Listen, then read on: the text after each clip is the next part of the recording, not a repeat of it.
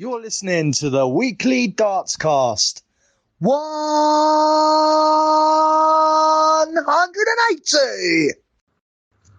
Hello and welcome to a new episode of the weekly Dartscast, sponsored by Dartwolf. I'm Alex Moss, and joining me as always, Darts statistician, and I'm handing him back the title of Darts Driver King. It is Burton DeWitt. How are you doing? I'm doing just fine. I guess I have earned back that title. I've gone for a run in the last couple days, so doing my part to win Darts Driver King title for the foreseeable future. How are you, Alex? Yeah, well played. I'm doing okay, thank you. Week off from the running, but maybe I'll get back onto it later this week. We shall see. But there's lots to discuss in the world of darts. We've got two guests for you on the show as well. We've got one guest who's back on the show after a 3-year absence, Ian White, one of the kings of the Euro Tour qualifiers so far this year. He's won through 7 of the 8. And alongside the handicapper's nightmare, Daryl Gurney. Plus, we'll be joined by a new guest, Germany's Ricardo Pietreczko, also calling in. But before all of that, let's look back at the weekend / the early part of this week, because we've just had the latest doubleheader of Players' Championship events out in Germany, and Gary Anderson back in the winners' enclosure in the PDC, a first title for him since February 2020, which leads me to ask the question, is the Flying Scotsman back? It's a tough question to answer. Is he where he was the last couple of years? No, he's much, much ahead of that. Is he back? I don't know, but he's definitely closer to being back than he's been in a long time.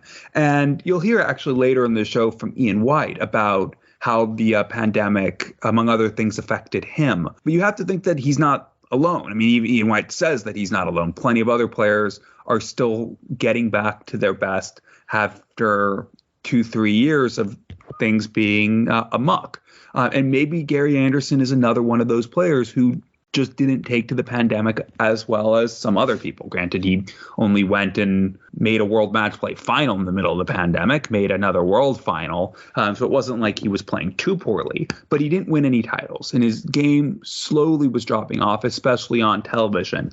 Well, what has he done so far this year? Well, he made a final a couple weeks or week and a half ago now, his first final in a while in the Players' Championship, and he follows it up a week later with a title. He averaged over 90 in every single match, over 104 of them, over 95 in all but his second round tie, a rematch of the World Championship semifinals from God knows how long ago against Jelle Clausen. And he's second in averages so far this year in the Players' Championship events, a fraction of a point behind Nathan Aspinall. He's playing really, really well.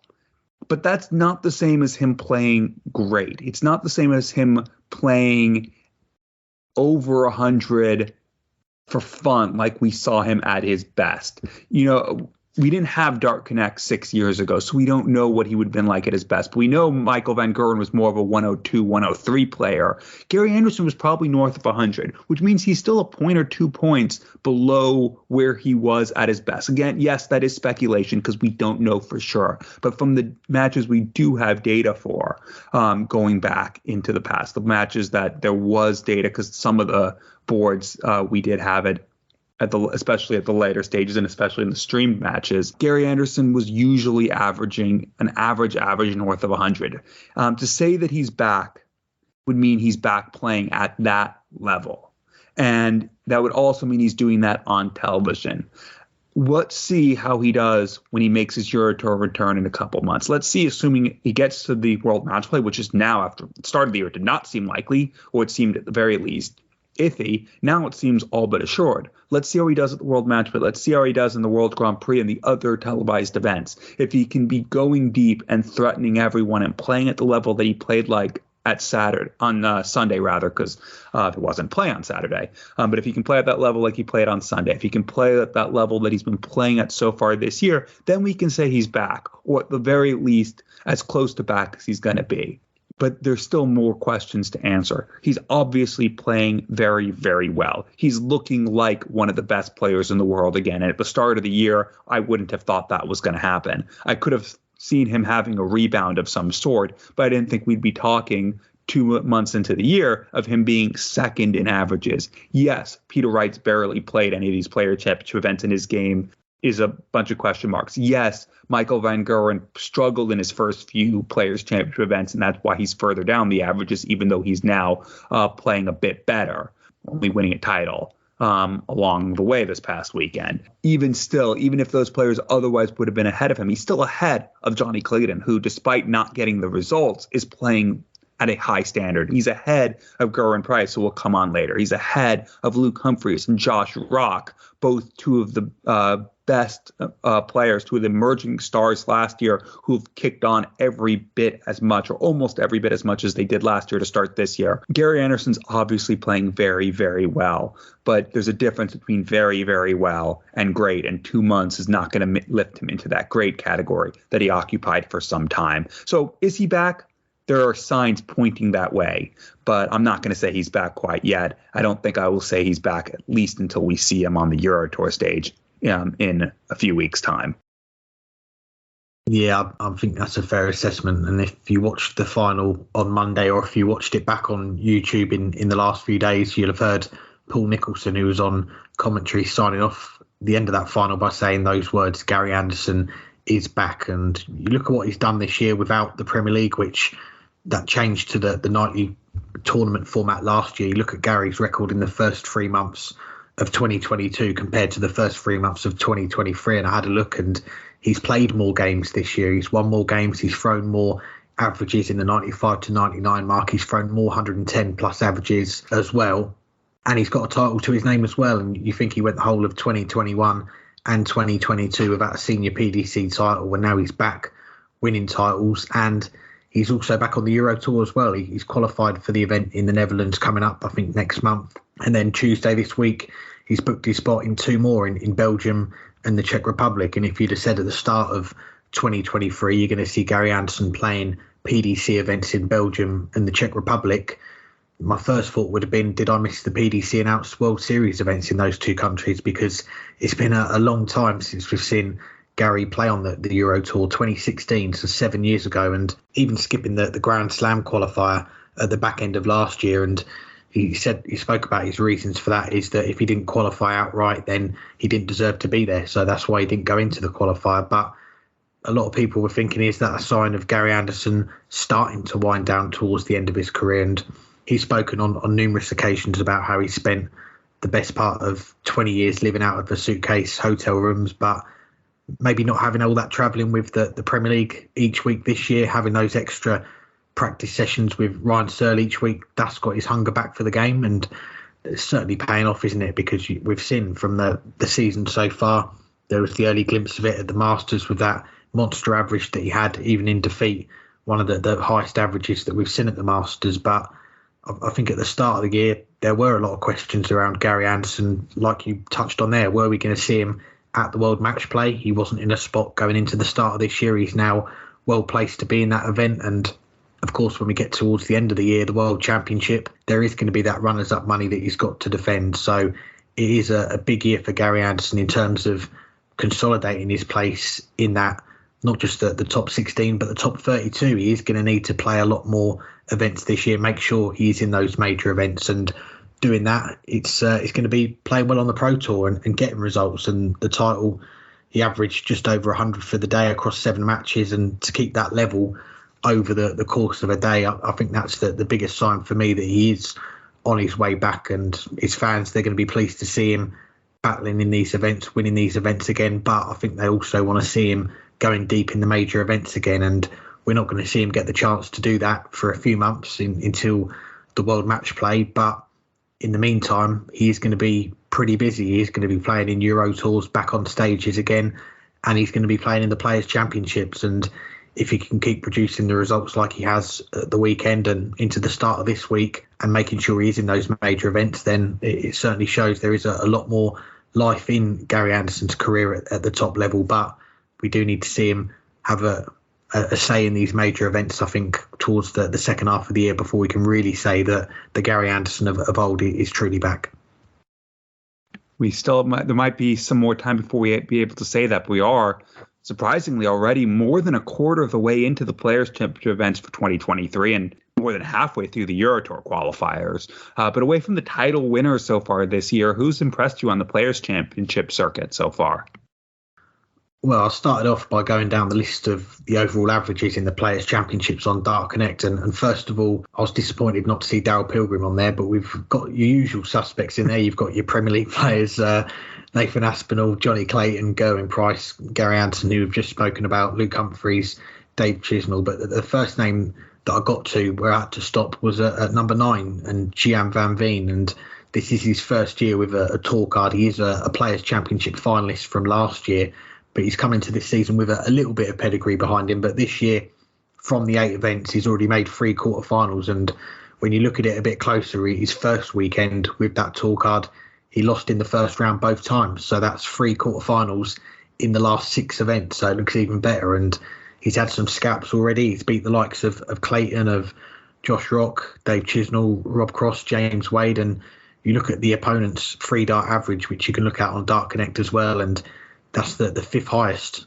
for players is Gian Van Veen. So he's got a lot being thrown back at him. I think it's around a 95 average that's being thrown against him, and he's able to have those runs. So he's certainly one that's jumped off the page straight away for me. And sticking with the theme of new tour card holders from the Netherlands, another one that you've spoken about already this year, and that is Richard Veenstra, who he's cashed in, I believe, at all 8 Players' Championships so far. And you could say, as an unseeded player, as he started out this year, not in that Pro Tour top 32, he has been fortunate to avoid one of the real top players in any of those first round draws yet. But on the flip side of that, those draws, when you come up against a player that isn't seeded, it does come with a little bit of pressure, because you want to make the most of it, because it's not every Players' Championship you're going to avoid one of the big boys. That's not going to happen in all 30 Players' Championships. And your opponent will be thinking exactly the same. I've missed out on one of the seeds. This is a chance to cash in. Well, Richard Veenstra, he's done that every single time, and he's come through some tight games as well in the first rounds. I think there was a couple of last leg deciders, a couple of 6-4s in there as well. So to keep that run going in some tight games as well, that definitely deserves a mention for me. And I'll give a mention to one more player as well. And he's not Dutch, and he's not a new tour card holder for this year, but he is someone that we're seeing improve year on year, and maybe not a Josh Rock or a Rob Cross level where they're making a big push on year one, or an Andrew Gilding or a Martin Luckman where they make that big kick on in year 2. But Mike De Decker, he's caught my eye as well. 20th on the averages, just under 95, and he's been around for a while, still only 27 years old. So he's had a tour card before early on in his career, lost it after 2 years, but he got it back at the start of 2020 through Q School. This is now his 4th consecutive year with that tour card, and just looks like he's making those small improvements each year. And you look at what he's done this year. He lost in the first round of the first Players' Championship. He's then cashed in all of the next 7. He made a semi-final a few weeks ago, a last 16 at the weekend. And you look at the race for some of the majors coming up, the World Match Play, the World Grand Prix, not too far off those spots either. And when you consider as well his record in those Euro Tour qualifiers, you mentioned we've already had 8 of them this year. He's only qualified for 1 of them.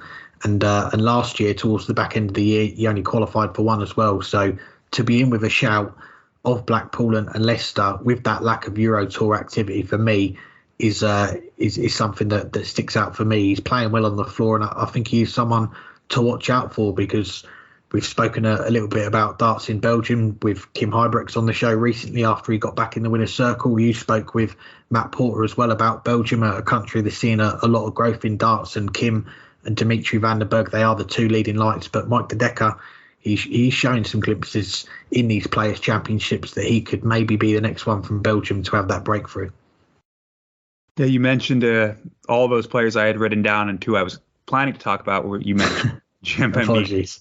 Luckily, I had a few other people written down, but I can say just a couple more things. You mentioned Mike De Decker's only won through 1 of those Euro Tour qualifiers. It's the same for Gian Van Veen. But for both of them, despite the fact that they've only gotten through 1 out of 8, Van Veen is 13th in the averages in the Euro Tour qualifiers so far, to go along with his 9th in the Players' Championships, and De Decker is 14th. So it's not like they've been playing poorly in those qualifiers. They've just been getting unlucky. Van Veen, in fact, 3 times has lost the Euro Tour qualifier, averaging over 98. So not having the best of luck in those, but playing just as well. And they're both players to look out for. And you mentioned De Decker being in that race for the match play. Van Veen, of course, would be in the race we might even be in the race the way things are going before we get to the end of the year. But he would at least have been in the race for the World Grand Prix because he was in one of the spots when his ranking reset because he wasn't in the top 64 at the top of the year. So both players who have a lot of potential, and I think we will be seeing on TV sooner rather than later. But I'll mention three other players who I had written down here that you didn't mention, one of whom is one of our guests today, Ian White. He's 14th in averages this year in the Players' Championships, a huge increase over last year where he didn't make any of the televised events other than the UK Open. He's qualified for 78 Euro Tours. He's had wins over Kim Huybrechts, Christoph Ratajski, who's had a rebound of a year, a player I thought about putting on this list as well, averaged 106 to beat Ratajski, beat Joe Cullen. He's made 5 board finals, which is all the more impressive considering he's been unseeded the entire year. So he's been to at least the board final more than half the time. Still hasn't had a deep run, and that's part of why he hasn't really climbed the rankings, but we're going to start to see that Pro Tour ranking go up because he's in 7 of those Euro Tour events. It's been a real rebound of a season so far, and I think just only to go up from here because he's playing really well, even if he's not getting as many results as his performances might dictate. I'll also mention Jim Williams, 13th in the averages. He was 3rd entering this past weekend, dropped down a little bit. He's 9th on the Euro Tour qualifying averages so far, and has gotten through half of them. Real step up in his game so far this year. Kind of like we've seen from De Decker and Van Veen as well. Obviously won a title last year, but wasn't playing at this standard. He's now added a couple points to his game and added a consistency to his game. And there's every chance he'll be a television regular this year. He's right there in that race for the match play and the Grand Prix, playing well enough that you can see him climbing. And I'll mention one other player who, like Ian White, has rebounded this year. Didn't have to rebound quite as much because he was still in most of the events last year, still made the World Championship, still in the top 32, but a good chance to drop out of the top 32 this year if he didn't have a big year. And that's Daryl Gurney, 18th in averages so far this year. It's not necessarily, as high as he was a few years ago, but he's top of the Euro Tour qualifier averages. Yes, I know most of the top players don't have to play that. So it becomes a little bit easier to top that than it does to top, the overall averages. But 697 in those, won through the first 7 qualifiers, finally was defeated in the most recent qualifier by Dylan Slevin, a player who we've talked a little bit about recently and definitely has impressed us as well in the early stages, had a deep run in one of the first Players' Championships, but he's the first player to beat Gurney so far this year in those qualifiers, beaten Richard Veenstra twice, had beaten Slevin previously, just really playing well in those qualifiers and quietly playing well in the Players' Championships overall. A few other names, I won't go into detail on them. Jermaine Waddamena has upped his game again this year. I said that I thought it would be a rebound year for him. It seems like so far it is, and he's pulling himself back into the television contention. Ricardo Pietreczko, who you hear from later, has added a few points to his averages and now seems a good chance to make some of the televised events this year. Even the World Match Play is now in contention for a player who didn't even make the World Championships last year. And Luke Woodhouse, who I've talked about. And just one more new tour record holder, Robert Owen, in the top half of the average so far. He's right there in the race for one of the last World Championship spots so far. Has never qualified for the World Championships through the Pro Tour before. He did obviously get there last year through the Challenge Tour, despite 6 years as a tour record holder last decade.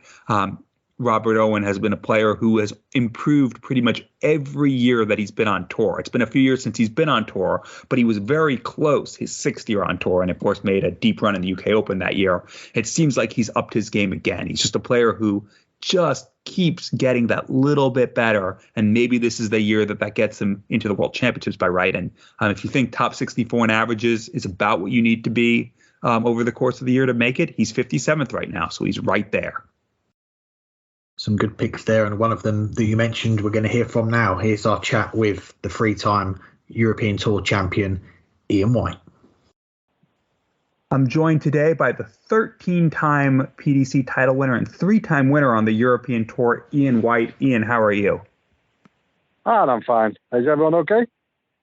Yeah, we're doing just fine, and thank you for joining us. We'll start off with some background for our listeners. You're currently in Germany, having just played a pair of Players' Championships, a pair of European Tour qualifiers, winning through both of those, and you've got the European Tour coming up this Friday. How have you spent, though, your day off? Just chilling. I'm just hanging around at Hildesheim at the moment, and I'm getting a lift down to Leverkusen tomorrow. It worked out. It was the cheapest way to do it, rather than fly home and then come back the next day. So it's worth staying in Germany. Glad you've got to chill a little bit. Now, if we circle back to when we last had you on the show, it's almost 3 years to the day. You wouldn't have been in Germany, though, this time 3 years ago, as March 2020 was when the world was shutting down due to the pandemic. Can you believe it's been 3 years since that? No, it's gone very quick, hasn't it? But it's still affecting the darts. I still think it's affecting, the way the rankings and everything is. So, we're glad everyone's getting back to normal, and we're starting to enjoy the darts again. Yeah, you mentioned how you think it's affected everyone and affected the rankings, and I'll ask a question on that in a second. But we'll start, though, with that lockdown itself. You won the last event before lockdown, getting you back in the top 10. PDC did put the home tour on, but for a player who had played pretty much every event for the previous decade, almost every Euro Tour and Players' Championship, what was that break like from you, suddenly not having to be on the road constantly? It was nice at first, having a few days off. We had nice weather and that, so it was quite good to have the time off. But in hindsight, no, it was the worst thing that ever happened with the COVID and that, because they did online darts and everything, but that's okay for the young kids, everyone that's into the technology and that. But when you've got the older generation, like with me, Gary Anderson and stuff like that, we're not into this online darts, and it just wasn't right. And we took a lot of time off, and it's hard to come back when you've had that time off, but we've got to cope with it, and that's what we've got to do. You mentioned eventually came back, and even when you came back, it wasn't back to how it had been before. Instead of playing 2 Players' Championship events, you were playing 4 or 5 in a week. Even the televised events were behind closed doors. What was that like, coming back, playing, adjusting to the new normal, especially having been on the tour for so long? To me, it was horrible, because, all right, we were trying to get the tour going and start playing again.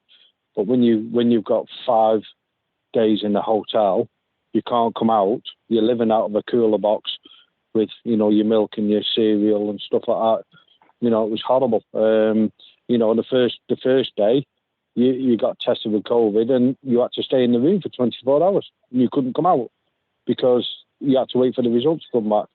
A lot of people didn't see that, but 5 days, 6 days in the hotel just to play the tournaments, it didn't suit me, and you can see by the results that it didn't suit me, and it didn't suit a lot of players.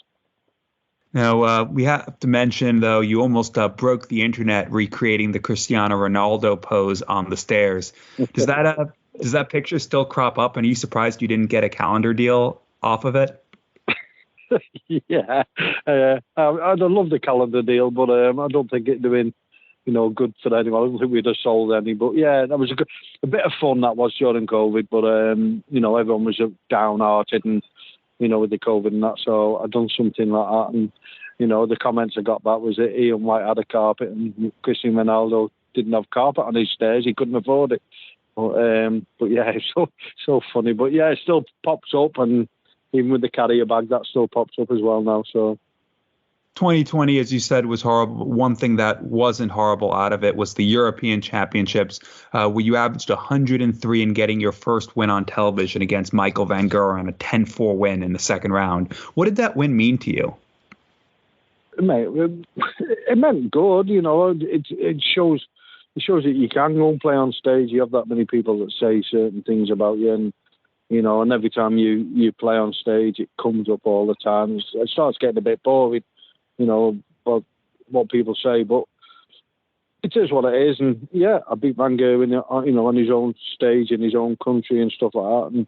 And I've won many games, on the tours and that against people. So I just think it's a load of nonsense. So you mentioned how coming back out of COVID, the rankings were affected and everything. One way that most obviously affected you was if you go back to 2019, you made those 4 consecutive Euro Tour finals, winning 2 of them. And suddenly over the next 2 years, there's only 6 Euro Tours combined.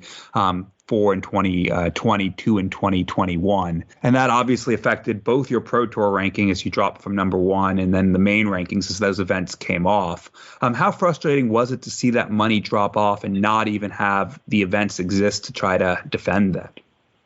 It was very frustrating. You sat at home, the money's coming off.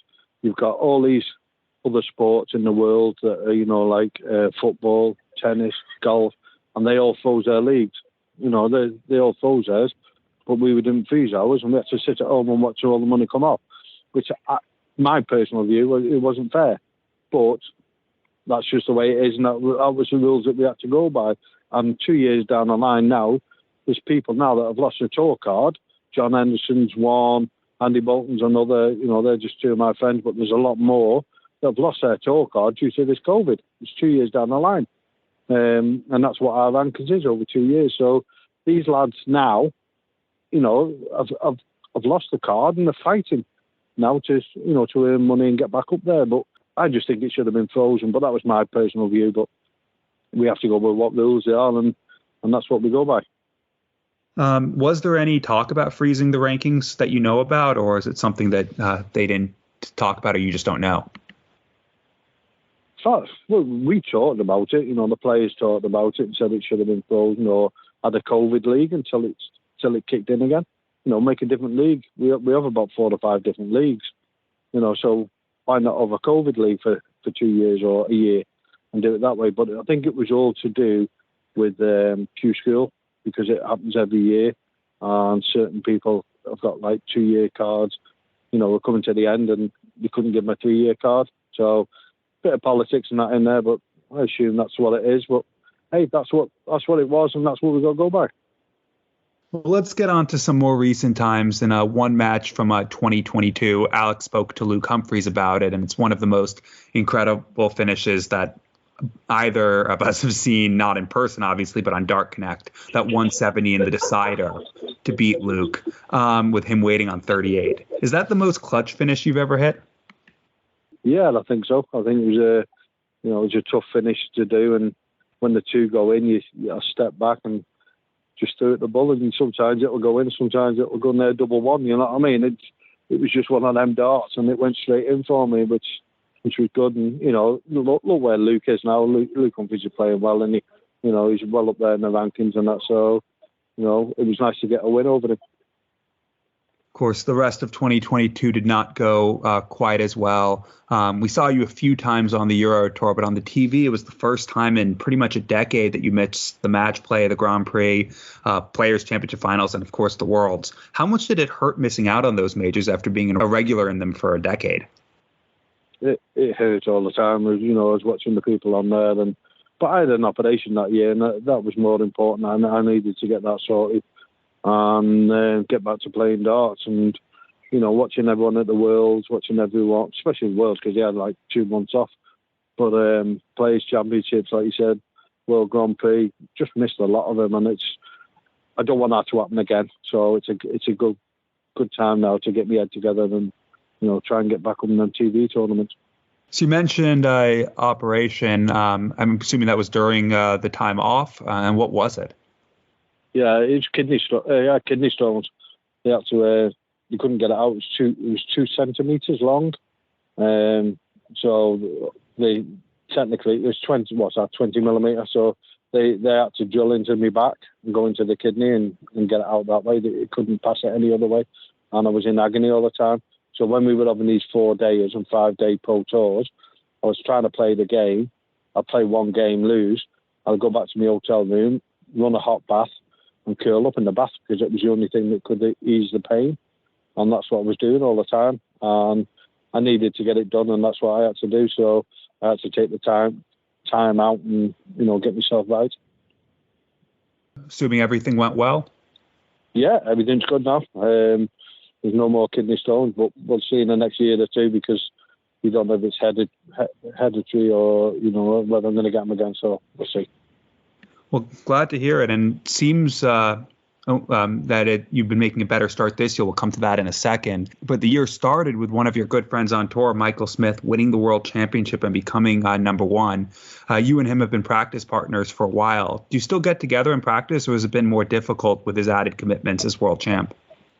Yeah, it's been very difficult. You know, the times that I've got to try and qualify, like during the week, and then when I've got the time to practice with him, he's away in the Premier League and everything. So we know the first 5 months till the Premier League finishes, we can't do much. But yeah, I was so made up for him. You know, as a friend practicing, and he became world champion. It was the best thing ever. You know, I've done it with Adrian Lewis as well. I practiced with him and he became world champion. So maybe I need to put a CV out and say, does anyone want to practice with me? He might become world champion. I'm very happy to take you up on that offer. I don't think I'll become world champion. Now, luckily, though, so far this year, things have been off to a much better start. You didn't qualify for the first Euro Tour, but you did qualify for the second, third, fourth, fifth, sixth, seventh, and now eighth event, 7 in a row, starting this upcoming weekend. How pleased are you with that record so far to make yourself a regular on the Euro Tour again?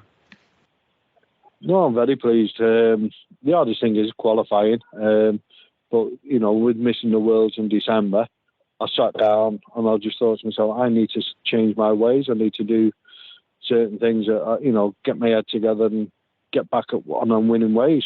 With the Pro Tour, I'm not done too bad. I've been quite steady last 32 quite a lot. So, you know, I just needed to get back on these European tours. And then, like the first one I didn't qualify for, I missed 3 darts at double 10 to beat Brendan to get through. But then after that, I just put my head together mentally, and you know, and I'm doing well, and I've qualified for them all. So I can't ask for any more than that. You know, it's going well. I've just got to perform now when I get to these European tours.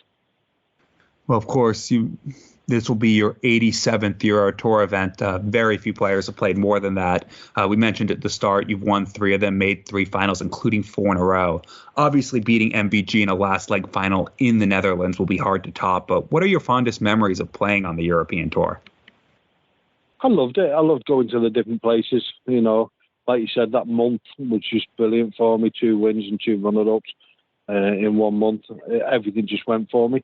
But I think the 2 that I won, I could have gone out first round. I think Dimitri was in one of them. He had darts at double to beat me, and you know, and you just get that bit of luck. But like you said, just before COVID, you know, I think there was only 1 European tour in the whole history of them going that I'd missed. But apart from that, you know, I'm enjoying it. I enjoy the darts. I enjoy the European ones because I love the crowd. And you'll see that crowd in just a couple days. Now, one last question before we let you get back to your dinner. How are you approaching this year? Is it about consolidating your place on tour for next year, or is the focus on getting back in as many majors as you can, or is it something else? It's getting back into them majors, getting back up them rankings. You know, that's what I need to do. I need to focus on that. And, you know, that's what I'm trying to do. It's hard, and I know it's going to be hard, and I don't think it's going to happen overnight. But I've just got to put my head down and concentrate, and I want to get back where I belong. Well, you'll be back at least one place you belong, and that's the European stage in a couple of days. Best of luck, and thank you. Thank you very much. Free beer, anyone? Now that I've got your attention, the weekly Dartscast are excited to be partnering up with the guys at Beer52 to offer our listeners a free case of beers. Head on over to beer52.com/darts and cover the postage cost of £5.95 to claim your free case of beers from our good friends at Beer52. I've just got on board with Beer52, and as a member each month, they send me a case of unique and varied beers from a different part of the world. Imagine that. Each month trying out beers from a different country. In the last 10 years, Beer52 have been to 40 different countries, including the US, Australia and Germany, and they've also included a range of breweries in the UK too. So, to claim your free case of beers, go to beer52.com/darts. Thank you for listening, and enjoy the darts and enjoy your beers, and let's get back to the rest of the show. Thanks again to Ian for joining us now, switching from the Pro Tour to the Challenge Tour, and the action got underway in Hildesheim with the latest 4 Challenge Tour events over the weekend, and we saw 4 different winners from the 4 events: Barry Van Peer, John Henderson, Ron Meulenkamp and Dragutin Horvat winning the 4 titles. Fallon Sherrick also making the headlines as well, becoming the first woman to hit a 9-darter in a PDC competition during that weekend of events. But what caught your eye from the latest round of Challenge Tour action that we saw? Well, start with some of the champions. You mentioned John Henderson and had never won a singles title in PDC competition before this past weekend. Yes, this is not the Pro Tour. It is the Challenge Tour, but a title is still a title. And he's also, in addition to that title, a couple more quarterfinals. He's now top of the order of merit. Very well could have won 2 titles. He was playing well enough on Saturday to add a second title to the one he won on Friday before going out in the quarterfinal to Dragutin Horvat. Real poor performance from him in that match, averaging a mere 103 against Horvat's near 106. That's what it took to beat him. His other quarterfinal loss to the American Danny Lauby. Real consistent performance, obviously on the way to the title, averaging over 94 in his first 5 matches. It did drop off the next few, but it's a long day. It was the second event on Friday, and he'd already played through to a quarterfinal in the first event. So you can see his performance dropping off, but he still was good when he needed to be to get over the line and win that. Mentioned another one of the winners, Ron Meulenkamp. On the Pro Tour, has never even made a final. I've lost count of how many semifinals he's made. I think he's made more semifinals than anyone who hasn't made a final, taking over the old honor that Mensur Suljovic held for a while, as always losing semifinals. But now on the Challenge Tour, he made it through to a final, winning a title. Also was the runner-up, losing to John Henderson in the other final that he made it through to. On top of that, another quarterfinal. So in the last 3 events, final, title, quarterfinal, not too shabby for 3 consecutive events over a long couple of days. On the way to that title, it was really an impressive set of matches. His last 16, he dropped off significantly to a 73, but the other matches, 95, 84, 94, 97, 90, 92, 98, real consistent level of performance. Beat some big names, Ryan Murray, Colin Osborne, Eddie Lovely. It was a good set of matches on the way to that title, and easily the most consistently good he's played that last 16 aside.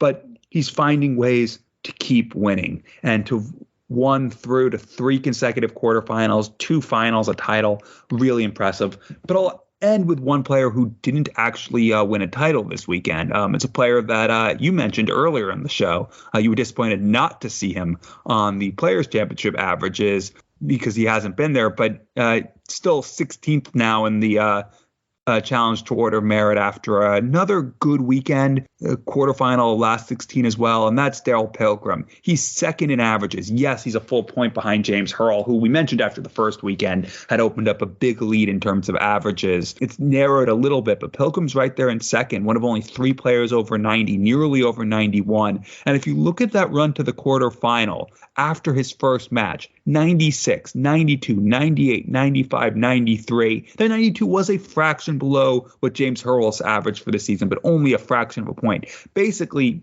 he averaged every single one of those matches above what the person leading the overall averages in the Challenge Tour so far this year has been able to do. He went through an entire tournament after that first round. Okay, he finally went out in the quarterfinals, but that is a really good level of performance. That's the type of level of performance that Chris Dobie won the Masters at. It won't win every time. It won't win the majority of tournaments, but it will win the majority of matches, and it'll put you in that position to win the majority of matches. And sometimes that will be enough, like it was for Dobie in the Masters. It wasn't on Saturday enough for Daryl Pilgrim to leave with the title, but he got him to a last leg decider in that quarterfinal. It got him through to the quarterfinal, and it's why he's now second in averages and has to be considered one of the favorites every time he steps on the Aki if he keeps playing that well.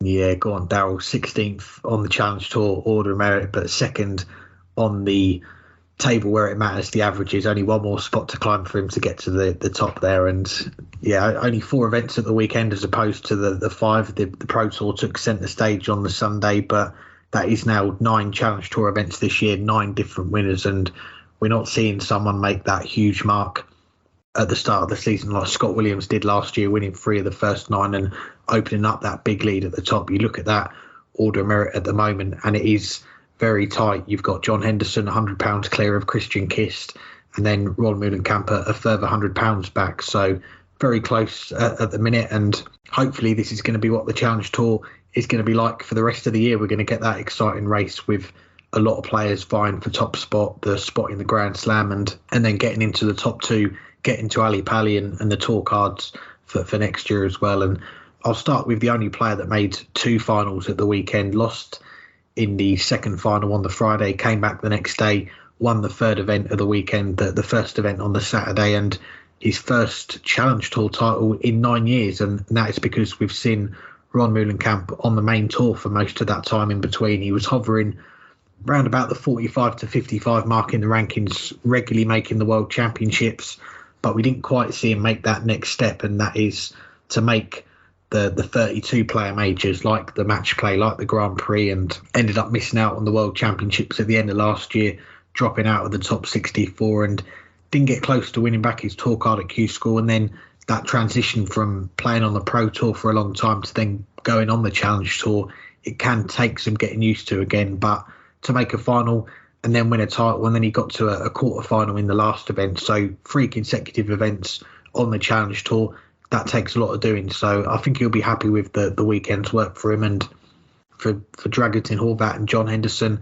it is their first Challenge Tour titles, as you mentioned, for Hendo, his first singles title of any sorts, and this is his first year on the Challenge Tour. He won his tour card at the very first Q School 2011, lost it at the end of last year, and it's been that hangover from the World Cup win with Peter Wright 2021. He went the opposite way to what Johnny Clayton did. He kicked on, won major titles, got into the Premier League, got into the top 8. For Hendo, he didn't get that bounce from winning the World Cup, and he's a player that you just heard Ian White mention as well. He feels that the pandemic had an impact on his game and his ranking as well, and that's why he's ended up losing his tour card. But 2 quarterfinals and a title for him. Again, he'll be happy with that, and he's top of the rankings. And another player that dropped off the tour at the end of last year, Barry Van Peer, the Dutch Open champion for this year as well, and really putting in some positive results after that setback of not getting his tour card back. And I think he had something like 112 average in the quarterfinal on that run to the titles. That's one that sticks out. And just lastly, a word on Fallon Sherrock as well, making history with that first 9 data from a female player in PDC competition. And yeah, got to say, it was a shame that we are still seeing some people, and it is a small minority, sending in those abusive messages on social media. And it was great to see Fallon back on the Challenge Tour, because I think she knew coming into this year that more competitive action was needed for her. There wasn't going to be the held over World Series events for her this year like there was last year, which dominated parts of her calendar. So I'm glad for her that the focus for 2023, after missing out at Q School, is getting back on the Challenge Tour, testing herself against the best players that haven't got those tour cards. And 32nd on that list of the Order of Merit after 2 weekends, a few good runs. The 9 data in there as well. The 99 average in the game after that to beat Max Hopp as well. And off the back of it, stuck around in Germany, got that late call up to play in her first Players' Championship event at the start of this week as well. So yeah, I think that's all good experience for her going forward as well. Well, we've talked Pro Tour, we've talked Challenge Tour. We'll now talk the Mere Premier League, as night 8, the midway point of the season, comes around at the Utilita Arena in Newcastle. This is, of course, the first of the 2 nights that will be seeded based on how the players have done to that stage. The last one, of course, being the night before the playoffs in 8 weeks' time. So 1 goes against 8, 4 goes against 5, 2 goes against 7, 3 goes against 6. Don't even have to look at the table, just have to look at the matchups. And it's Michael van Gerwen against Peter Wright, first against 8th. How do you see this one? Oh, yes, my favourite part of the show again is back. And a shout out to my brother as well, getting 3 out of 4 picks right last week, 1 perfect result as well. And Burton, you had a perfect result in the first game. I won't mention your results from the next three, but didn't quite go as well as it did for my brother. But we move on to this week, and after my week off, I'm back to see if I can build on my brother's solid picks from last week, and all the quarterfinals exactly the same lineup as last week as well. And as you ran through it there, we're going off the current table for the quarterfinals this week. And yeah, the first game, Van Gerwen Wright, you went different to my brother last week, which I thought was a very brave call back in Peter Wright to beat Michael Van Gerwen. And again, the darts that Peter used, that was a talking point, a 6-1 defeat, sub 90 average, and an MVG really didn't have to get out of first or second gear in that one. And we did see Michael lose 6-0 to Chris Dobie in the next round, the first time that he's been whitewashed in the Premier League, so he didn't quite get the 4 night wins in a row. And the old format, Peter Wright, 1 win, 6 defeats coming into week 8, he would be fearing elimination from the competition, but we don't have that. He's going to get at least 9 more nights, so a 9-point gap over 9 nights to make the playoffs. And it is already looking very unlikely for him, especially given where he's at with his equipment recently. But he's had a weekend off. Maybe he's going to find something a bit more suitable to throw with. So you went for the upset last week. I'm going to go for it this week. I'm going to go 6-4 to Peter Wright in the first game. Ooh, I just don't know. I just don't know what to expect out of Peter Wright right now. I did go for the upset last week. It didn't happen. Part of me wants to go for it again, but part of me also thinks Michael Van Gerwen will be hungry. You could see just how hungry he was in the Players' Championship event to win the title. The drive is there. The motivation is there. The hunger is there. And a hungry Michael Van Gerwen who isn't overthinking everything is a dangerous Michael Van Gerwen. And right now, I don't think he's overthinking everything. He's beatable. He's not at his best, but he doesn't have to be at his best to be able to beat anyone, let alone someone who's struggling. And when he is hungry, when he is driven, he is someone to fear. And I think right now that's just a little bit too much for Peter Wright. I went for the upset last week. I was wrong. I'm not going to make the same mistake twice. 6-3 to the Mean Green Machine. Second quarterfinal in Newcastle, and it is Nathan Aspinall against Dimitri Van den Bergh. How do you see this one going? Yeah, it's the one match I got exactly right last week. As in case anyone didn't realize, all 4 matchups are the same quarterfinals as last time, although their place in the draw is a little different. Am I going to go for the exact same result as last time with the exact same scoreline? No, I'm not. I'm going to mix up a little bit, especially since part of why I went with it is Dimitri's been alternating quarterfinal losses with deeper runs. This means this week is his turn for a quarterfinal loss. Only the second time all Premier League last week that Nathan Aspinall went out in the quarterfinals. He's not going to make it consecutive. Nathan Aspinall he is playing. I mean, Dimitri's playing really well right now, but I think Nathan his timing has been impeccable, not just in the Players' Championship, but in most things this year. And I think that's just going to see him over the line. It will be a last leg decider, but Nathan Aspinall's going to get over Dimitri this time, 6 legs to 5. Well, I didn't do much research on this part of the show last week because I knew that my brother was going to be making the picks, but I did have a look at the head-to-head between these two players, and Dimitri, he's now won the last 10 meetings against Nathan Aspinall in the PDC. This dates back to the World Championship, end of 2019, start of 2020, when Nathan won 5-3 in the quarterfinals. So that must have been a defeat that really did great with Dimitri, as he's not lost to Nathan since. And I've gone with the outsider for game 1. I'm going to do it again for this one, as one of them might come off. We'll probably end up seeing Michael Van Gerwen against Dimitri Van den Bergh again. But I'm going to go like you. I'm going to go with the Asp for this one to snap that streak of 10 games in a row that he's lost to Dimitri. I'm going to go a bit more one-sided. I'll go 6-3. Maybe I should have looked at their head-to-head then. But hey, every streak has to end eventually. Even Kevin Painter eventually beat Phil Taylor on television after or if in anything after 29 consecutive defeats. Granted, that was at the World Seniors. Third matchup, second-seeded Gerwin Price against seventh-seeded Johnny Clayton. How do you see this match?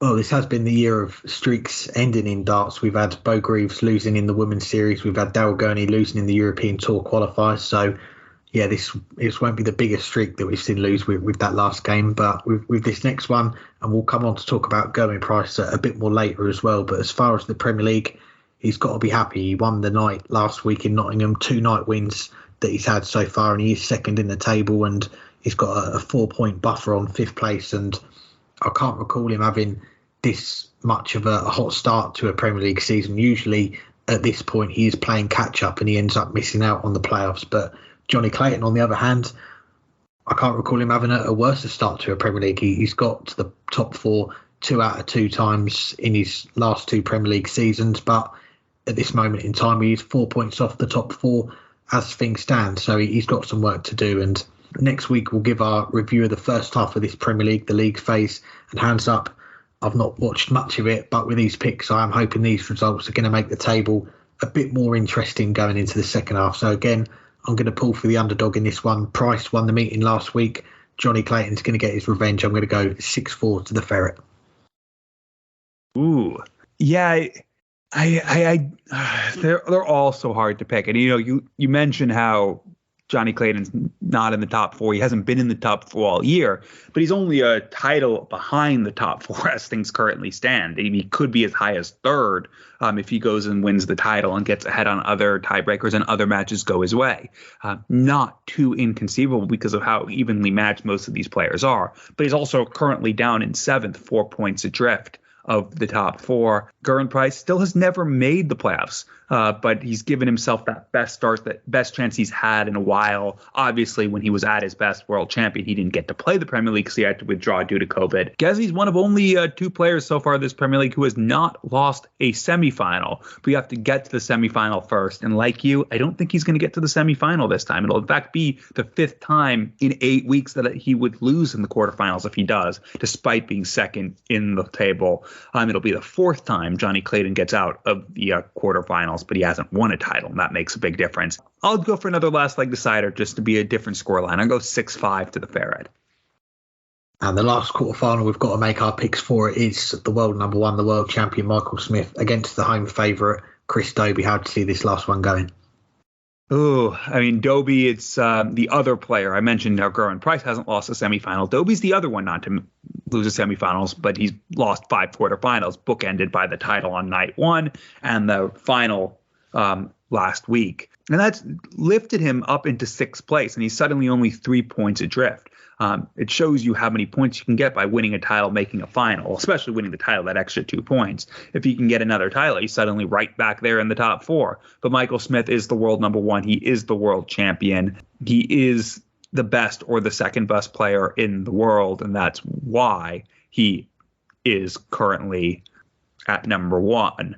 But he did lose last week, and he nearly came back from 5-0 down. I remember it was 5-0 to Dobey. He had a couple darts to win it 6-0, or was it 6-1? I can't remember when he missed the match darts. And then Michael Smith drew it to 5-4 and missed a chance to level it.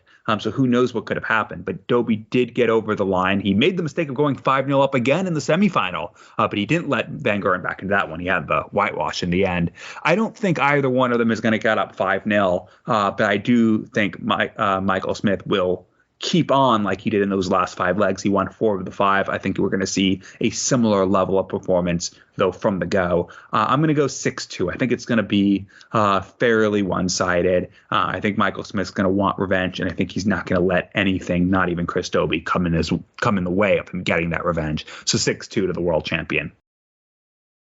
Yeah, it looks like we're going pretty similar on the picks this week, and as it is in Newcastle, it does make things more interesting. Chris Dobey, he snapped that losing run last week and went on to reach the final. Michael Smith been a little bit up and down the last few weeks in the Premier League. Quarterfinals, then a runner-up, then quarterfinals. It's not the consistency that you'd expect from a world number 1, but I think he's going to get the win here. It's games like these when you've got the crowd against you. You need to show what you're made of, and Michael Smith, we know he's more than capable of that. He's the world champion and he's the world number 1 for a reason. So I think he's going to show why here, and to go 5-0 down last week and almost get it back to 5-all in the end, but he'll know that he can't afford to do that in this game, and especially with that crowd as well. If he goes 5-0 down, I can't see him producing a all threatening a comeback like he did last week. So I think he gets the revenge this week. I'm going to go 6-3 to Michael Smith.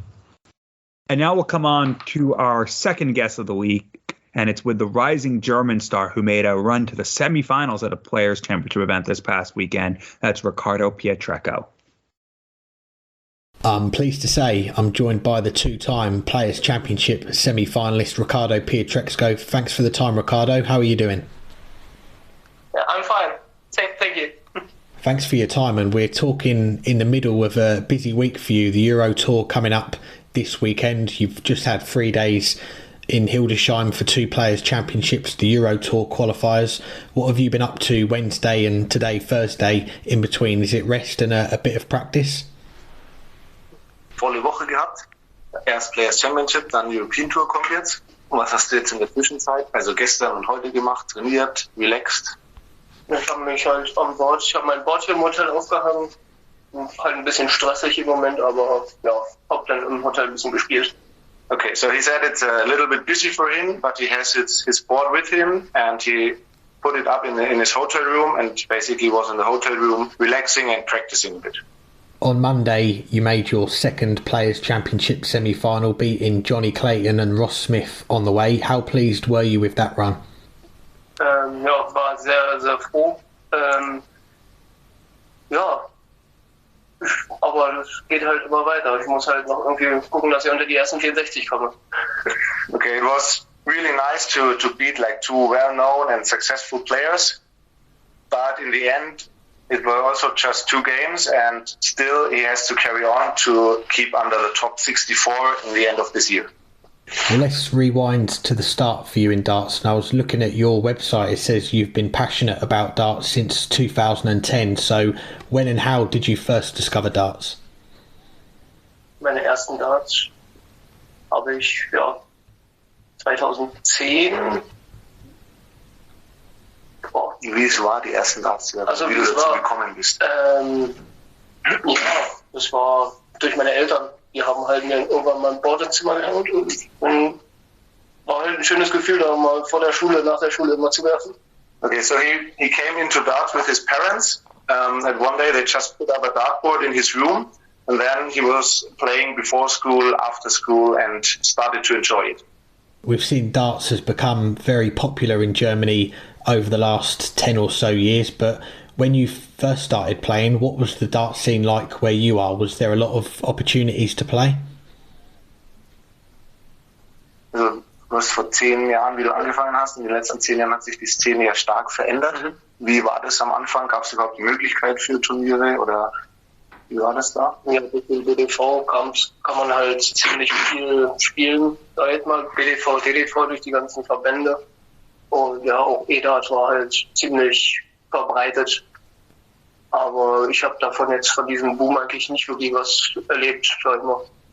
So there were already some possibilities. We had different ranking tournaments in our city, in Bavaria and in Germany in general. So there were the possibility to play and to compete with others.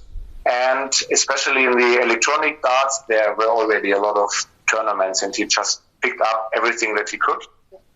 But in principle, he didn't really realize a lot of this change and evolvement of the darting scene because it's still it's still the same amount of tournaments, maybe a bit more, but he's just looking for them and trying to play as much as he can. Well, looking back on your first years playing darts, what are the memories or highlights that you remember the most from that time? Was there any wins or titles that meant a lot to you during those early years?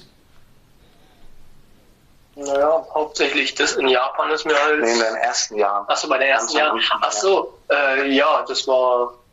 Ja, also wirklich Erfolge oder sowas konnte ich dann noch nicht wirklich. Meine ersten DDV-Turniere, die ich halt irgendwie mal mitgespielt habe, ein bisschen weitergekommen bin, aber sonst nicht wirklich. There were no specific success in particular. It was just proceeding for the first time to the last 16 in a tournament or playing the first time a quarterfinal in a tournament, but nothing special or not a really big important success. Well, let's get on to one of your first deep runs then, and that was in the Super League 2015, the German qualifying event for Ali Pali. You got to the semi-finals. How much did you take away from that experience? Das Super League Halbfinale, inwieweit hat dir das weitergeholfen oder was hast du für Erfahrungen daraus gezogen?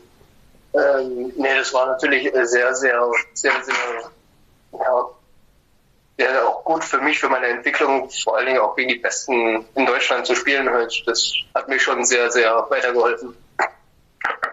It was really good for his level of darts to further improve, because it's always important to play like against the best players you have in your country, and that will help you in improving your own game. Well, after that, you got the opportunity to represent your country a few times in the Nations Cup, the WDF Europe Cup, the WDF World Cup. What was that moment like, putting on the shirt for the first time to play for Germany? Was war das für Gefühl, als das erste Mal das deutsche Shirt angezogen hast? Ja, das war von Anfang an war das eigentlich was Besonderes, gerade auch im Nations Cup, gerade auch, weil ich da halt auch in meinem Einzel das Halbfinale erreicht habe. Knapp gegen Wesley Harps verloren habe. Und ja, nee, das war schon sehr ein schönes Gefühl. It was really special and a really nice feeling, especially because when you put it on for the first time, it was in a we call it Four Nations tournament, where Luxembourg, Belgium, Netherlands and Germany are involved, and there he already made it to the semi-finals, and that was the first time he had the shirt, and then of course he was proud to wear it, especially in Japan, where he was really successful. Yeah, I've got to get on to that run in Japan, the WDF World Cup 2017. You make it all the way to the semi-finals of the men's singles. What do you remember from that run? Ich muss sagen, das war meine erste wirkliche Erfahrung mit diesem Profisport, sage ich jetzt mal. Das war halt doch schon sehr, sehr schön, auch da bis ins Halbfinale zu kommen. Und am Ende gegen den späteren Finalisten, ne, da hat er gar nicht gewonnen, nee. Ja, gut, aber in einem sehr guten Spiel dann im Halbfinale verloren zu haben, war schon ein gutes Gefühl. Okay, so it was a really nice feeling for him, especially to proceed to the semi-finals in this tournament. And for him, this was like the first time that he was in touch with dart as a professional sport. And it was also really special to play on that level and to play against the other professional dart players. Well, the following year, we see you go to Q School for the first time, and that year, 2018, you also make your European Tour debut out in Riesa. How special was it getting to play on the stage in the PDC for the first time? Das war schon sehr aufregend auf jeden Fall. Für das erste Mal auf der Bühne, das war schon sehr, sehr aufregend und eine Erfahrung, die ich nicht missen will. Obviously, he was very exciting about that, but also a bit nervous being like on the PDC stage for the first time. But it was definitely a very important step in his career and a moment he will never miss. A little while after that, we have the pandemic, and it's a long break from in-person darts. What was that time like for you? Did you take a break from playing, or did you play a lot at home and online? Während Corona gab es keinen In-Person. Hast du da Pause gemacht oder weitergespielt? Nein, ich habe tatsächlich bis 12 Stunden am Tag mindestens gespielt. Und ja, eigentlich die ganze Zeit. Ich habe gegessen, geschlafen, Dart gespielt, die ganze Zeit rund um die Uhr eigentlich. Okay, so he was saying that he actually played more than ever before, because basically he had to be at home. So there were days where he played 12 hours in a day, just eating, sleeping and playing darts. If I may add this, in my personal opinion is like he practiced almost every day at least, let's say 7-8 hours. And that was actually the step that brought him to reaching a tour cup, playing at that level where he played then at the upcoming Challenge 2 events and the 2 following schools. Wow, yeah, the practice definitely paid off, and 2021 we see the Challenge Tour, that's split between the UK and Europe, and you make your debut that year, getting to 5 quarterfinals. Was having the events in Germany what persuaded you to play on the Challenge Tour that year, and how much did you learn from playing on the tour that year? Hast du das erste Mal dann damit gespielt, weil es in Deutschland war und es angenehmer war, und was hast du davon gelernt? Ich glaube, in dem Jahr wäre ich auch tatsächlich nach England geflogen für die Challenge Tour. War jetzt für mich ein Vorteil, dass es natürlich in Deutschland war. Aber für mich war das auch so eine Erfahrung, die ich halt auch gerade für die Q-School sehr gut verarbeiten konnte, sage ich jetzt mal. Und das war halt, Okay. So it was definitely beneficial that the Challenge Tour was held in Germany as well, because you have less traveling and less costs. But especially in this year and following the 2021 Q School and seeing that he can actually compete at the very top level, at least outside the tour card holders, he probably would have flew to England as well to get this as an additional experiment and to focus on the next Q School. Well, let's get on to Q School last year, and you enter at the first stage, you win through on the first day, you've then got a couple of days off, and the second stage you make the last 8 on the first day, then the final day you secure that tour card via the Order of Merit. What was that last day of Q School like, the moment when you found out that you'd done enough to get your tour card? Also wie war der Moment am letzten Tag, wie du realisiert hast, dass du deine Tourcard hast? Nee, das war eine sehr große Erleichterung. Vor allem, weil mir halt schon vorher welche gratuliert haben, obwohl ich das noch gar nicht wusste, dass ich die überhaupt sicher habe. Und dann musste ich mir erstmal selber am Handy vergewissern, ob ich die wirklich sicher habe. Und ja, dann ist mir halt einen richtigen Stein vom Herzen gegangen. Gefallen. It was a really, really big relief for him. And actually it was quite funny because directly after the game, some people told him that he actually has won the tour card, but he didn't knew it to that point. So some congratulations and everything, but he didn't knew it. And then he needed to go back to the table and check his phone, check the Order of Merit if it's really true that he really has won it. And then it was a big, big relief that he's finally done his step into the really professional scene. Good times. Well, my co-host on our podcast, Burton, actually predicted you to win a tour card at Q School last year, so he was happy when you won one. Were you already playing darts full time then, or did you still have a job? How did life change for you after you got your tour card? Also hast du da noch gearbeitet? Hast du da schon nur Dart gespielt und wie hat sich dein Leben geändert, seitdem du die Tour card hast? Ja, ich habe vor Corona eigentlich schon wieder gearbeitet, weil ich mich halt komplett aufs Dartspielen konzentrieren wollte. Ist ja am Ende dann auch aufgegangen. Und so wirklich verändert hat sich jetzt mein Leben nicht. Ich fahre halt weiter auf Turniere. Es war ein bisschen größere Turniere von den Namen her, aber so wirklich verändert. Ich bin trotzdem noch jedes Wochenende unterwegs. So actually he didn't have a job he quitted his job just before the pandemic kicked in. And so basically nothing really changed for him. Just before the pandemic situation, he wanted to focus completely on darts, which actually paid off then, at least 2020 or 2022. His life didn't change a lot. In principle, it's still the same. He's just trying to go on tournaments every weekend. The difference is, of course, he travels to England more often, and the tournaments he plays are different, like higher quality, better players there. But still, he tries to be on a tournament every weekend, no matter if it's a Players' Championship tournament, a major event, or just a very local pub tournament. After the World Match Play and the summer break for a lot of players, we saw your results improve. You had 2 last 16s, then that first semi-final in October. How much confidence did you take from that run to your first semi-final? Nach der Pause im World Matchplay hat man danach dann gesehen, dass du besser geworden bist mit 2-mal letzte 16 und dann im Halbfinale gegen Session hast du daraus gezogen. Sehr viel, sehr, sehr viel, weil ich halt auch gemerkt habe, dass ich dann halt auch mal so einen guten Run haben kann. Hat man jetzt ja auch in Hildesheim gesehen. Und das bringt mich auch sehr, sehr weiter, weil ich weiß, okay, gut, ich kann auch mal große Namen schlagen. So his confidence really, really grew because of that situation. Because then he actually realized that before the World Match Play he played well, but still he lost most of the games. But then he realized that he can really compete with basically all the players, also with big names. And that was an experience that was really, really important and was like the next step in his career and really boosted his confidence. Well, you speak about competing against the best players. A lot of people saw that at the Players' Championship finals at the end of last year. You got in as the number 64 seed and you knocked out the top seed Damon Hetter 6-5 in the first round. What are your memories of that win?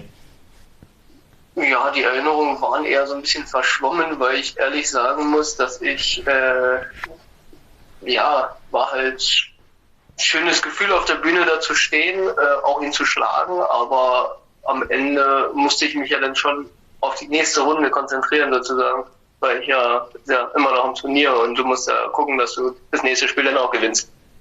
He doesn't really have like special memories in terms of that win. Obviously it was nice, first of all, to play on the main stage at a major TV event where you have to qualify and you're not just there because of having a tour card like in the UK Open. Of course, it was nice and was the next step in confidence to beat the number first seed Damon Hetter. But still, after the game, he had to focus on the next game because he tried to go on. So there are not like special memories for that. Let's get into this year then, because you're up to number 74 in the world, and I'm guessing the main goal for this year, you mentioned it at the start, is to get into that top 64 to keep your tour card. What's that like going into events this year, knowing that you need to get results in order to stay on the tour next year with the card you've got now? Du hast letztes Jahr im Prinzip nur spielen können, bist jetzt Nummer 74. Trotzdem ist ja dein Ziel, um die Top 64 zu kommen. Wie ist das, wenn du einen gewissen Druck hast und Preisgeld einspielen musst? Das ist mir eigentlich relativ egal, weil wenn ich die Tourcard wieder verlieren sollte, dann spiele ich halt die Q-School wieder, und wenn ich dann die Tourcard nicht gewinne über die Q-School, dann spiele ich halt die Challenge wieder. Also das ist für mich überhaupt kein Druck. He said he doesn't really feel a lot of pressure in terms of that. Of course, it's a bit different because he obviously would like to keep his tour card. But in case this doesn't work and he loses his tour card, it's still okay. He knows he had to go on to play Q-School again. Maybe it works out to defend the tour card. If not, he will play the Challenge Tour. There are a lot of now top players who had their tour card, lost them, regained them. So, of course, there's a bit of pressure, but he looks kind of relaxed into the future of the next 8 months. Good to hear. Well, a few more before we let you go, and we should touch on your nickname Pikachu. You walk out to the Pokemon theme song as well. I'm guessing that you are a Pokemon fan, and was that the inspiration behind the nickname and choice of song? Bist du ein Pokémon-Fan und war das die Motivation oder wo kommt der Spitzname? Nee, die Geschichte kennst du ja. Das ist ja Pokémon-Fan, ja oder nein? Ja, ich habe halt bei meinem Bruder damals öfters auf dem Gameboy gespielt, aber nie wirklich mich damit wirklich beschäftigt. Okay. He actually played the Pokemon games like every kid did in the past, but he wasn't really a big fan of Pokemon. The story of his nickname is a bit different actually. When he was on a tournament, someone shouted or tried to shout his last name through the venue. So Pietreczko, and then someone else kind of understood what again is your name? Is it Pikachu? And then that's where the nickname came from. Actually, it's not a bit related to Pokemon, but not because of being a big fan. That's fair enough. Well, just lastly, let's look ahead then, and you make your European Tour return after 3 years actually this weekend in Leverkusen. The draw came out earlier today. You've got Gert Nenches in the first round, but overall, how excited are you to be back playing in front of your home crowd again this weekend? Wie glücklich bist du, wieder vor heimischem Publikum zu spielen nach 3 Jahren, oder? Sehr glücklich, gerade auch, weil ich halt letztes Jahr mich halt für kein einziges European Tour Event qualifiziert habe. Und ja, ich bin schon sehr, sehr glücklich, auch wieder vor meinem Publikum oder vor dem Publikum zu spielen in Deutschland. He's really, really happy making his return on the European Tour, especially because it's in Germany, because obviously it's always the best to play in front of your home crowd. And it's in particular very exciting for him because he missed every European Tour event last year. So that was kind of a big relief that he could manage to qualify for some European Tour events this year. And obviously it's also important in terms of prize money and getting under top 64 and maybe to Ali Penny. Definitely is. Well, Ricardo, it's a pleasure to chat to you. We appreciate you taking out the time to have a chat with us, and your translator as well. Really appreciate your help as well, and we wish you all the best for not just this weekend but the rest of the year as well. Thank you very much. Hopefully my English was good enough. Thanks to Ricardo for coming on this week. Now we'll finish off with a trio of listener questions. We'll do these fairly rapid fire. First one comes from friend of the show, Warren Allsworth. Given how quickly the senior game is growing, do you think the PDC will regret not getting involved?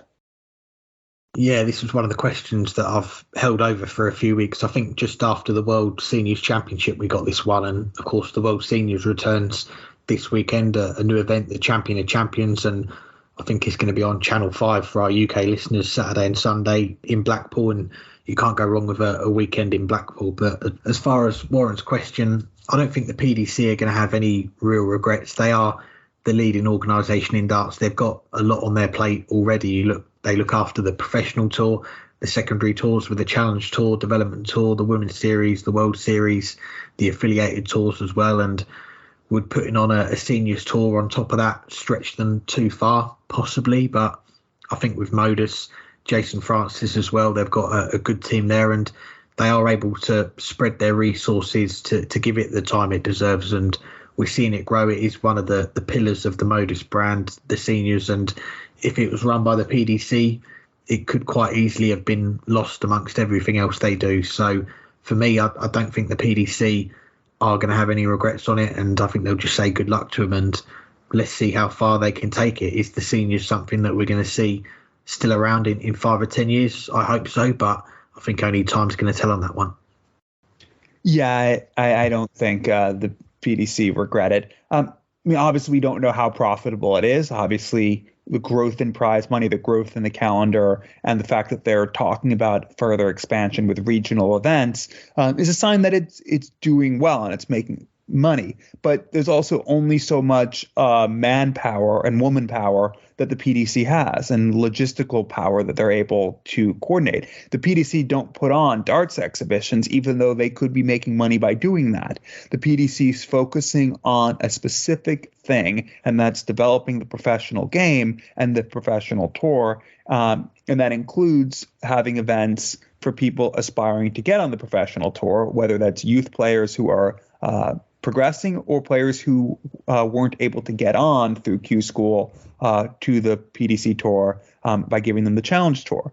The Senior Tour, yes, some of these players could come back on, and some of them we might see play Q School in the future, next year or the following year. I mean, Glenn Durant has said he's thought that he might do Q School next year when we had him on a couple months ago, and certainly some of the other players are thinking about that as a possibility. But the Senior Tour doesn't exist for that. The Senior Tour is about remembering players of yesteryear, and it is just, in essence, a glorified exhibition, but one that is or aims to be competitive and aims to provide opportunities for players to still play at a fairly high level. The PDC doesn't need to be involved in that. Obviously, the PDC could bring something, but it just doesn't seem like the type of thing, even if it could make money, that the PDC is really interested in. It doesn't, for the most part, grow their brand. It does grow the sport, and their promotional arm could help it.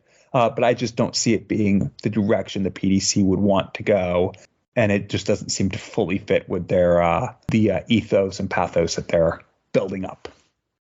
Next question, and I'm not sure how we're going to answer this one, but it comes from Dizzy's Darts. He says, if Gary Anderson was a pro wrestler, what would his finishing move be? I feel like this would be a good question of the week for people to throw out their answers for. I don't know pro wrestling. I do know amateur wrestling. I would follow. I used to follow like Olympic wrestling. I still see the updates, but it takes too much time to really get up at 3 a.m. to watch tournaments in Kazakhstan. So I don't really follow it anymore. But I do know amateur wrestling. But I don't think any of those moves really are what you're looking for here. So I don't know how to answer this. It's a funny question, though. If any of our listeners have an answer, please let us know.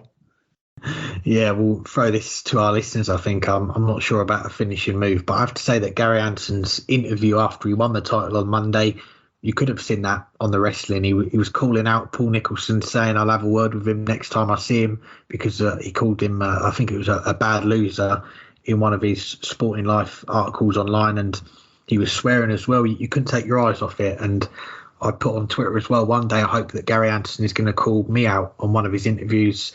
That lad Alex from the Dartscast, what a numpty, what does he know? He can't even throw 3 darts in the 20. I see why his teammates call him the Zulu.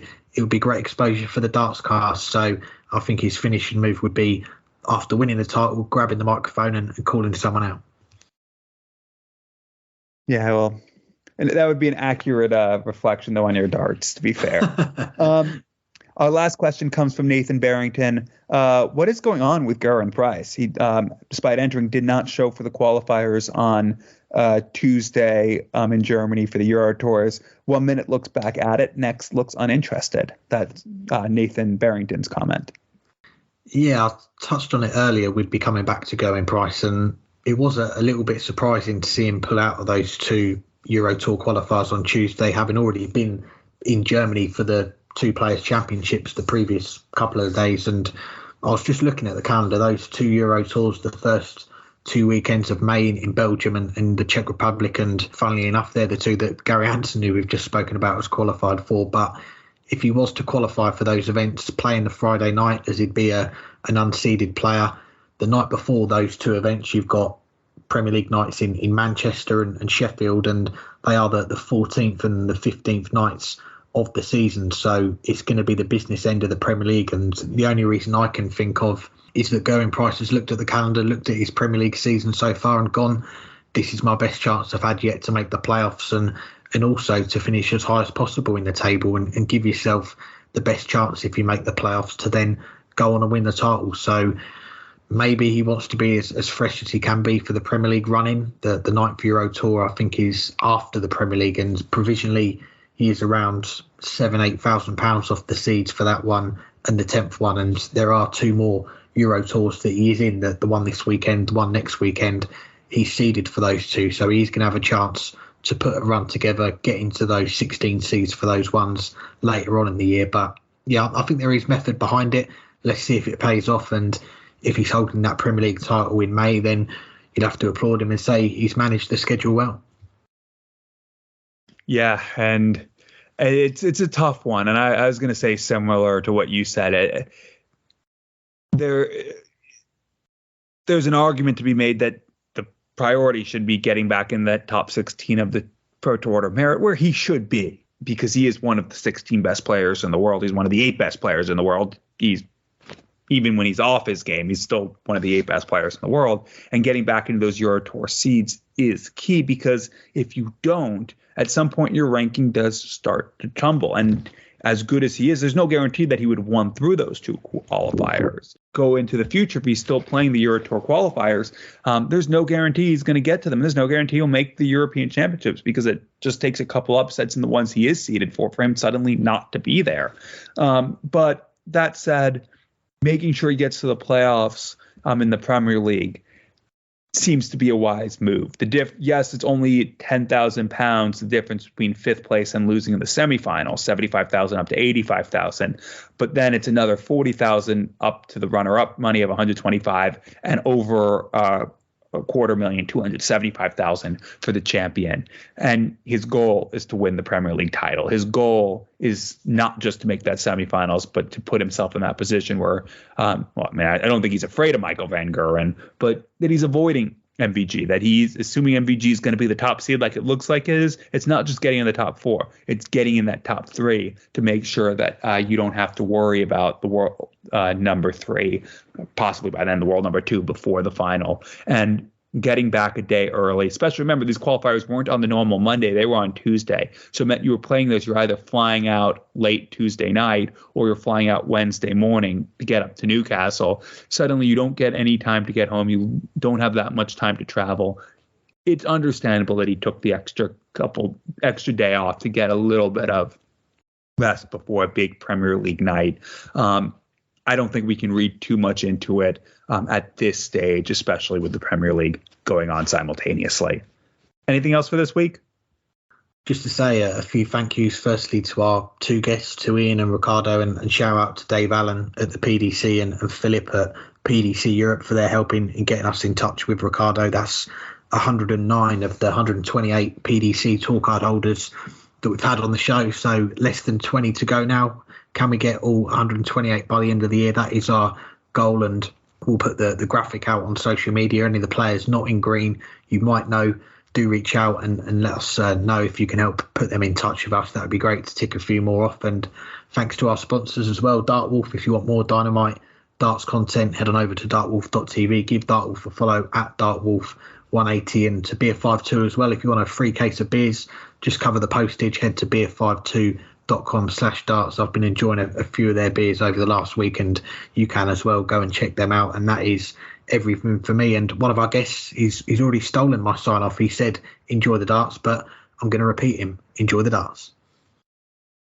Yeah, and we haven't recorded the other interview yet, so maybe both of them will steal it. But yeah, I mean, you mentioned only 19 tour card holders to go, and a few of those, they are playing well, so maybe we will try to get them on. We didn't mention Pascal Ruprecht. We didn't mention Ross Montgomery. We're talking about who's playing well this year, but both of them quietly playing well. Some other players that we haven't had on. So we'll see. We're going to aim to get as many of them as we can. As you let us know any that you want on. Thanks to our guests this week and to our sponsors and to all of you listening. You're the ones who hang tight each week to listen to us and then go out and enjoy the darts. So a big thank you to you as we get closer to episode 300 and even closer to big episode 302, because that, of course, is the most important number in the world number two's career. Anyway, we're almost there.